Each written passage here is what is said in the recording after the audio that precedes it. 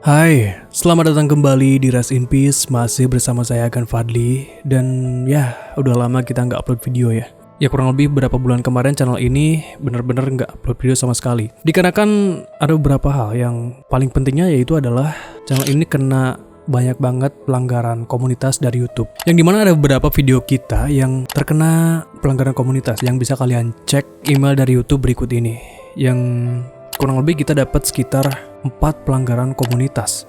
Kita sempat sampai dapat 2 kali pelanggaran komunitas berturut-turut dan 1 copyright strike. Dan kalau misalkan kita sekali lagi dapat strike pelanggaran komunitas, ya channel ini bakalan hilang.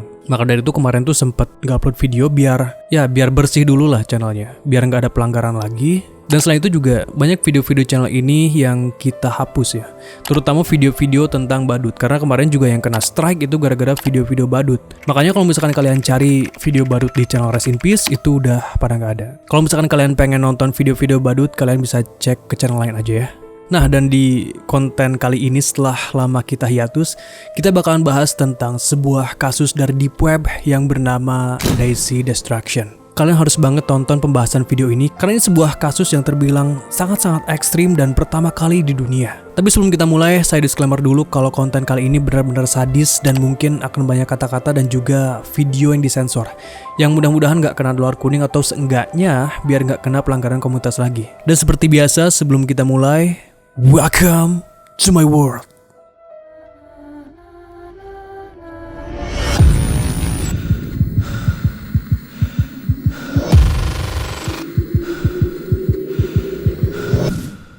Pada tahun 2015, seorang pria bernama Peter Schooley yang merupakan warga Australia melakukan pelanggaran seksual dan dipenjara seumur hidup di Filipina. Setelah dinyatakan bersalah atas dakwaan perdagangan manusia dan dakwaan pemerkosaan dengan pelecehan seksual terhadap anak gadis di bawah umur. Selain itu, dia juga melakukan kejahatan dengan memproduksi dan juga menyebarkan video pornografi anak di Deep Web dan dugaan pembunuhan terhadap seorang gadis berusia 11 tahun pada tahun 2012. Dan video pornografi anak yang diupload di Deep Web itu bernama Daisy Destruction.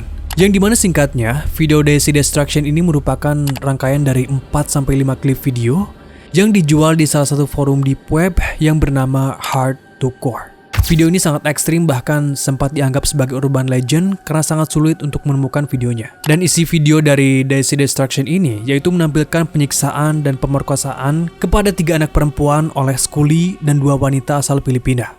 Tapi sebelum Schooley memulai kejahatan brutalnya itu, dia pernah terjerat kasus atas keterlibatannya dalam melakukan penipuan skema properti yang merugikan investor sebesar 2,68 juta dolar atau sekitar 40 miliar rupiah. Selain itu, Schooley juga terlibat dalam pelanggaran penipuan real estate sebanyak 117 kasus pada tahun 2009 ketika dia masih tinggal di Australia. Karena pada saat itu dia diburu oleh kepolisian Australia, lalu pada tahun 2011, dia memutuskan untuk melarikan diri ke Filipina. Dan ketika di Filipina, pada awalnya Schooley menculik seorang perempuan bernama Liesl. Dan Schooley beberapa kali melakukan kekerasan, bahkan memperkosanya. Tapi semakin hari, Liesl yang menjadi korban penculikan malah semakin simpati dan nyaman dengan perlakuan Schooley. Yang dimana Liesl mengalami sindrom Stockholm. Jadi bisa dibilang sindrom Stockholm ini adalah suatu kondisi psikologis di mana seseorang yang menjadi korban penculikan atau penyanderaan mulai mengembangkan perasaan simpati, empati, atau bahkan rasa sayang terhadap penjahat yang melakukan tindakan tersebut. Yang secara sederhananya, sindrom ini membuat korban merasa terikat emosional dengan penjahat dan mulai melihatnya sebagai bentuk kasih sayang. Dan dari situlah akhirnya Schooley menjadikan Liesl sebagai pacarnya. Dan di saat yang sama, Schooley juga merekrut partner baru yang merupakan seorang perempuan pelacur yang bernama Carmen Ann Alvarez. Dan dari sinilah mereka bertiga mulai membuat rencana gilanya, yang dimana mereka berdua disuruh oleh Schooley untuk mencari korban anak-anak perempuan berusia 9-12 tahun di pelosok desa di Filipina. He said to me, "Can we adopt some street kids?" And I said, I don't know, I don't think so. What if my sister to live with us? He said to me, no, I don't want your sister, I want a street kid to help them. Then I meet these 2 kids. Then I said to these kids, you want to come with me? And then the kids say, yes. So you asked them to come home with you? Yeah. Because Peter wanted 2 girls? Yeah. And did he tell you what age he wanted? He said he wants 9 and 12. Dan akhirnya mereka mendapatkan 3 korban yang bernama Daisy, Lisa, dan juga Cindy. Yang dimana ketiga anak perempuan ini berusia di bawah umur, yaitu Daisy berumur 18 bulan, Lisa berumur 12 tahun, dan Cindy berumur 11 tahun. Yang pada awalnya ketiga anak perempuan itu diajak oleh Alvarez dan juga Liazil ke rumah Scully dengan diiming-imingi makanan. Tapi setelah sampai di rumah, mereka diberi minuman alkohol sampai tidak sadarkan diri. Lalu dipaksa untuk membuka pakaian mereka, dan setelah itu mereka mendapatkan penyiksaan dan juga pelecehan seksual. After eating, Peter asked us to be naked and we were photographed and he took a video. Ketika itu Daisy menangis dan menjerit dan menceritakan betapa dia ingin mati setiap hari dalam penahanannya. Karena berusaha berteriak secara keras, kepalanya berulang kali ditutup dengan bantal dan dia hampir meninggal karena mati lemas. Keesokan harinya, Scully meminta anak-anak itu untuk menggali 2 kuburan dan dia memberitahu mereka sebelumnya bahwa mereka akan dimakamkan di kuburan itu. The following day after breakfast, we were asked to dig a grave. Why did you have to do that? What were you told would happen to you? That we will be buried in the graves that we are digging. Suatu pagi Daisy terbangun di salah satu kuburan yang terpaksa mereka gali. Dia pingsan dan menganggap dirinya sudah mati. Namun realitanya, dia ini masih hidup dan masih dalam keadaan menjadi korban penculikan. Yang kemudian, kejadian tersebut direkam dan videonya dijual kepada penggemar pedofilia di Deep Web. Karena memang, satu-satunya tempat paling aman untuk para pedofil adalah Deep Web. Karena di Deep Web merupakan sumber utama untuk mencari video pornografi anak. Yang pada saat itu, Scully berkenalan dengan seorang pria bernama Lux Graham yang merupakan pemilik dari salah satu forum terkenal di Deep Web yang bernama Hard to Core. Dan Lux membantu Scully untuk mendistribusikan video yang Scully buat kepada para maniak pedofilia di seluruh dunia. Yang dimana pada saat itu, video tersebut dijual seharga $10.000 per video atau sekitar 150 juta per video. Dengan total semuanya itu ada 5 video. Kenapa harganya bisa segitu mahal? Karena konten pornografi anak itu ilegal dan sangat susah untuk mencarinya. Dan konsekuensinya, jika ketahuan membuat video pornografi anak, itu bisa dipenjara dengan hukuman yang sangat berat. Jangankan untuk membuat videonya, ketahuan memiliki videonya aja itu bisa dipenjara. Dan peraturan ini berlaku di Eropa dan juga di Amerika. Dan sampai saat ini juga, saya sendiri belum nonton ataupun menemukan video asli dari Daisy Destruction. Karena memang ya sesusah itu. Udah nyari di berbagai forum tapi tetap gak nemu. Dan sayangnya forum Hard to Core yang menjual konten video pornografi anak ini sudah ditutup juga sejak tahun 2015. Dan saya gak tahu bagaimana isi videonya seperti apa. Nah tapi nih ya, menurut beberapa orang yang pernah melihat video Daisy Destruction ini, ada sedikit penjelasan tentang bagaimana gambaran dari isi videonya. Jadi, di awal video muncul sebuah teks yang bertuliskan kehancuran mental Daisy. Kemudian disusul dengan teks pengantar yang berbunyi, "Ayo lihat kehancuran mental anak perempuan ini. Kepolosannya akan hilang dan dia akan belajar bagaimana menyenangkan majikannya. Tubuhnya akan dirusak dan harga dirinya dicuri."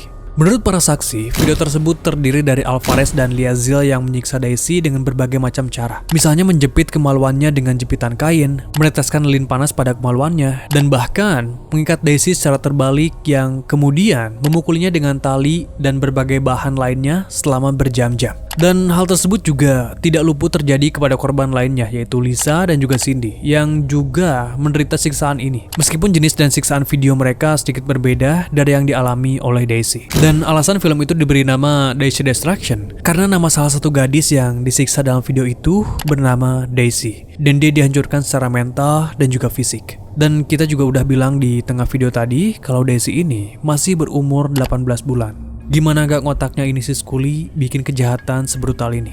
Setelah 5 hari para korban mengalami penculikan, salah satu partner Scully yaitu Alvarez merasa kasihan kepada para gadis itu. Dia pun kemudian membebaskan mereka. Peristiwa inilah yang akhirnya mengarah pada penangkapan Scully pada saat korban melapor ke kantor polisi yang akhirnya menangkap Alvarez dan juga Liazil. Tapi sayangnya pada saat itu pelaku utama yaitu Scully berhasil melarikan diri. Saat para penyelidik mencari Scully di Filipina, mereka juga melacak 3 korban utama yaitu Daisy, Lisa dan juga Cindy. Dan 2 korban diantaranya itu masih hidup yaitu Daisy dan juga Lisa yang hanya mengalami luka fisik permanen akibat penganiayaan yang parah. Namun sayangnya Cindy sudah meninggal karena dibunuh oleh Scully. Karena katanya dia ini sering sekali memberontak. Dan yang lebih gilanya, mayat Cindy dikubur di dalam rumah Scully. Yang pada akhirnya polisi pun membongkar kuburannya untuk diambil sisa-sisa tulang belulangnya untuk keperluan otopsi. Kemudian tim penyelidik dari Filipina yaitu bekerja sama dengan tim eksploitasi anak nasional Belanda membuka penyelidikan lagi dengan tujuan menemukan Scully yang melibatkan banyak intelijen dunia yang ikut bekerja sama dalam menangani kasus ini. Karena ini merupakan kasus paling ekstrim yang pernah terjadi pada saat itu dan pertama kalinya di dunia. I've worked in 9 different countries. I've worked in a lot of different jobs. I've never seen anything like this. Perburuan internasional melacak keberadaan Scully yang terindikasi berada di Malabay City di Filipina. Kemudian Scully pun akhirnya berhasil ditangkap pada tanggal 20 Februari tahun 2015.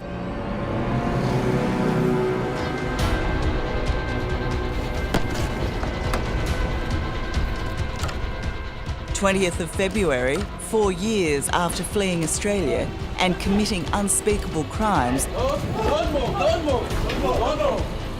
This is the moment Scully is caught. Give me your name. It's Peter Scully. What? It's Peter Scully. Peter Scully. We have 6 warrants for your arrest. Wow. Okay. Lalu pada bulan Oktober 2015, terjadi sebuah drama, yaitu terjadi kebakaran yang merusak ruangan barang bukti yang berisi log komputer dan video-video Scully yang menghancurkan barang bukti utamanya. Beberapa orang percaya bahwa kejadian kebakaran ini tidak lain ini adalah ulah Scully, yang dimana kemungkinan besar Scully telah menyuap petugas polisi setempat, karena pada saat itu juga korupsi merajalela di Filipina pada tahun itu.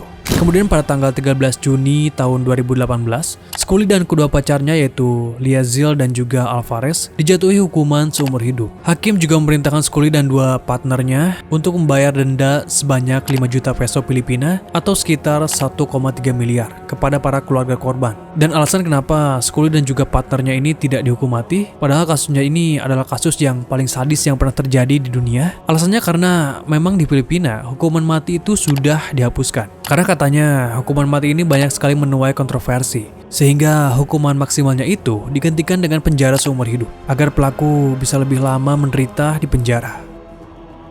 Dan oke, cukup itu aja untuk video kali ini. Jangan lupa buat like, share, dan subscribe jika teman-teman suka dengan video ini. Dan tonton juga video-video horor lainnya di channel Rest in Peace. Sampai jumpa lagi di episode berikutnya dan selamat bermimpi buruk. She getting trash, she got nothing to have it. But I hope I let that shit automatic. Savvy, I'm ready for habit. Sentiment, pussy, don't want to stay.